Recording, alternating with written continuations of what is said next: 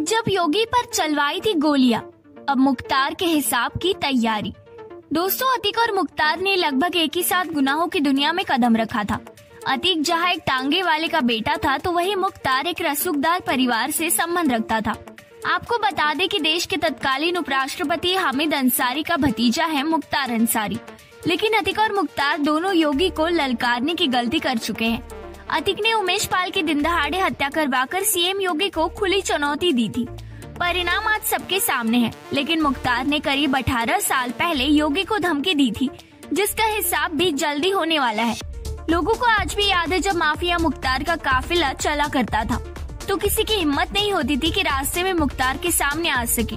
एक लाइन में 20 से 30 गाड़ियों का काफिला चलता था और सभी गाड़ियों का नंबर 786 पर खत्म होता था। मुख्तार चलता हुआ अलग ही दिखा करता था, क्योंकि वो अपनी काफिले में सबसे लंबा हुआ करता था। उसने बॉडीगार्ड भी उसके सामने फीके नजर आते थे। लेकिन आज माफिया मुख्तार व्हील चेयर पर नजर आता है। मुख्तार के गुनाहों का हिसाब एक एक करके चल रहा है। इस कड़ी में 29 अप्रैल को मुख्तार को कृष्णानंद राय मामले में सजा सुनाई जानी है। आज आपको बताऊंगी उस घटना के बारे में, जिसके बारे में सुनकर योगी का भी खून खौल उठता है। दोस्तों, माफिया मुख्तार अंसारी के दिल में दर्द तो जरूर हो रहा होगा, क्योंकि जुर्म की दुनिया का ताबूत दफन हो चुका है, जिसका नाम था अतीक। अतीक अब एक था, अब अतीक हो चुका है मुक्त।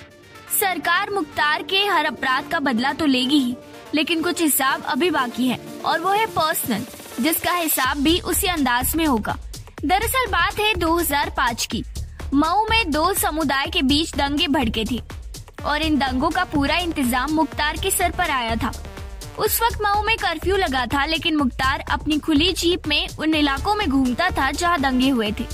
वो हथियार लेकर चलता था और आरोप ऐसे भी लगते आए हैं कि मुख्तार ने भीड़ को भड़काया भी था। उस वक्त योगी गोरखपुर के सांसद से हुआ करते थे और मऊ के दंगा पीड़ितों के लिए इंसाफ दूर दूर तक नहीं होता दिख रहा था, क्योंकि मुख्तार उस वक्त की सरकारों का बड़ा चाटुकार हुआ करता था। यही वो पहला मौका था जब मुख्तार और योगी आमने सामने आए थे। योगी 2006 में गोरक्षनाथ मंदिर से मऊ के लिए 10 से 12 गाड़ियों के काफिले के साथ निकलते हैं। गोरखपुर से करीब 30 किलोमीटर तक योगी आदित्यनाथ के पहुंचते पहुंचते गाड़ियों का काफिला 150 के करीब हो जाता है। वो धीरे धीरे मऊ की तरफ बढ़े। तब ना तो यूपी में बीजेपी की सरकार थी, ना ही कोई पैठ थी, तो योगी आदित्यनाथ को गोरखपुर और मऊ के बॉर्डर पर दोहरी घाट में रोक दिया जाता है, जिसके बाद योगी आदित्यनाथ को वापस आना पड़ा था। योगी उस वक्त दंगा पीड़ितों से नहीं मिल पाए थे, दंगा पीड़ितों के दिल की बात नहीं सुन पाए थे।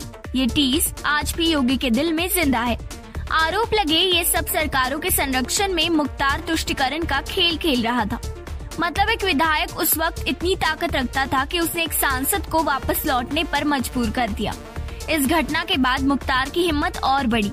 उसने 2008 में योगी आदित्यनाथ को फिर ललकारा, और ललकारा ही नहीं बल्कि उन पर हमला भी करवाया। मुख्तार शायद भूल बैठा था कि वक्त बदलता है और सत्ता कभी स्थायी नहीं रहती। उस वक्त उसके सर पर बहन कुमारी मायावती का हाथ हुआ करता था।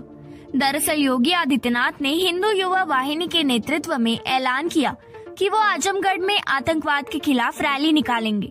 टाइम और तारीख तय कर दिए गए थे। 7 सितंबर 2008 को डीएवी डिग्री कॉलेज के मैदान में इस रैली का आयोजन किया जाना था।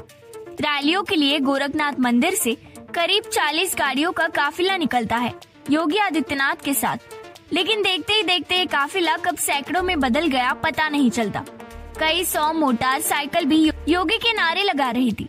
जैसे ही काफिला आजमगढ़ पहुंचता है, तभी योगी की गाड़ी पर एक पत्थर आकर लगता है। काफिले पर हमला हो चुका था। ये हमला पूरी तरीके से सुनियोजित था। उस वक्त योगी ने संकेत दिए थे कि हमला मुख्तार ने ही करवाया है। उस वक्त योगी आदित्यनाथ ने कहा था कि काफिले पर लगातार एक पक्ष गोलियां चला रहा था, गाड़ियों को तोड़ा जा रहा था, लेकिन पुलिस मौन बनी रही। उसी वक्त योगी ने भी ये कहा था कि हम लड़ाई को आगे बढ़ाएंगे। जिसने भी गोली मारी है उन पर पुलिस अगर कार्रवाई करती है तो ठीक है, नहीं तो गोली मारने वाले को उसी की भाषा में जवाब दिया जाएगा। इस बात को योगी आज भी कहते हैं कि जिस भाषा में जो समझेगा उसे उसी भाषा में समझाया जाएगा। इस पूरे प्रकरण पर वरिष्ठ पत्रकार महेंद्र सिंह का कहना था, योगी आदित्यनाथ हमेशा तुष्टिकरण के खिलाफ खड़े रहे। मुख्तार जैसे लोग तुष्टिकरण की पैदाइश से मऊ दंगों के समय मुख्तार को तत्कालीन सरकार का संरक्षण प्राप्त था। कानून में विश्वास के कारण ही सरकार के संरक्षण के बाद भी मुख्तार को योगी आदित्यनाथ ने चुनौती दी थी। अन्याय के खिलाफ गोरक्षपीठ हमेशा आवाज उठाती रही है। इसके पीठाधीश्वरों ने हमेशा समाज के कल्याण का काम किया। इस पीठ के पीठाधीश्वरों ने अंग्रेजों से लोहा लिया तो राम मंदिर निर्माण के लिए जेल की सैर की है, पर न्याय के लिए कभी डिगे नहीं और उसी परंपरा को योगी ने भी आगे बढ़ाया। जब वो सांसद थे तब भी नहीं झुके और आज जब वो मुख्यमंत्री है तब भी माफियाओं को कानून का पाठ पढ़ा रहे हैं। ठीक वैसा ही हुआ 2007 में जब योगी आदित्यनाथ सदन में रोए थे। उस वक्त मुलायम सिंह पर आरोप लगे थे कि तुष्टीकरण के चलते योगी आदित्यनाथ को गिरफ्तार करवाया गया था, लेकिन वक्त का पहिया घूमा और आज सपा कहाँ है, इस बात को बताने की जरूरत नहीं। मुख्तार अंसारी तुष्टीकरण की उपज है और अतीक भी तुष्टीकरण की उपज था। अतीक तो अब इस दुनिया में नहीं रहा, लेकिन माफिया मुख्तार के लिए 29 अप्रैल का दिन बेहद ही अहम होने वाला है, क्योंकि उसे सजा सुनाई जाने वाली। बाकी माफियाओं की तरह ये माफिया भी सट्टा और दौलत के नशे में चूर था। इसने भी कभी जमीन पर पैर रखने की कोशिश नहीं की। अब देखना होगा आगे होता क्या है। फिलहाल इस पूरी खबर पर आप अपनी राय जरूर दें। वीडियो को देखने के लिए हमारे चैनल को जरूर सब्सक्राइब करें। तो मिलते हैं नेक्स्ट वीडियो में, तब तक के लिए धन्यवाद।